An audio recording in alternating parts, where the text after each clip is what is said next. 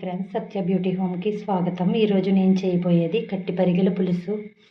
ఒకసారి ఇలా ట్రై చేయండి ఫ్రెండ్స్, చాలా బాగుంటుంది.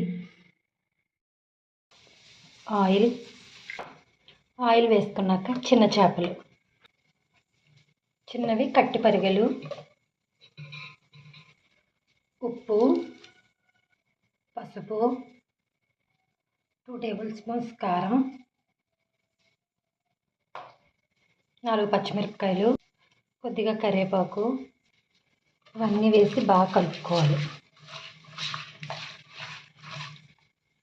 ఇవన్నీ బాగా కలుపుకున్నాక ఉల్లిపాయ, పచ్చిమిరపకాయలు, అల్లం, జీలకర్ర, ధనియాలు, వెల్లుల్లి, ఒక టమాటా వేసుకుని ఇవన్నీ ఇలా మిక్సీ పట్టుకున్నాను. నేను అదంతా పెద్ద ప్రాసెస్ ఎందుకని చెప్పి చూపించలేదు, చెప్తే తెలుస్తుంది కదా అని.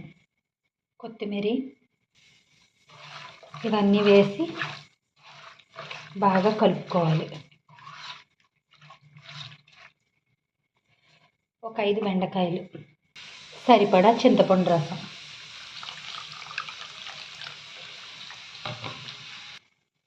అన్నీ వేసి ఇలా కలుపుకున్న తర్వాత చింతపండు రసం కూడా వేసుకుని ఇప్పుడు దీన్ని గ్యాస్ పైన పెట్టుకోవాలి.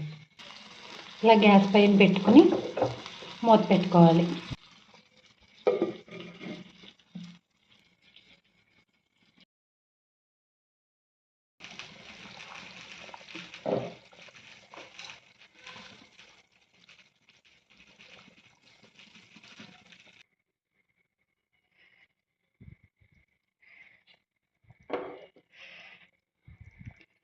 చేపల పులుసు రెడీ.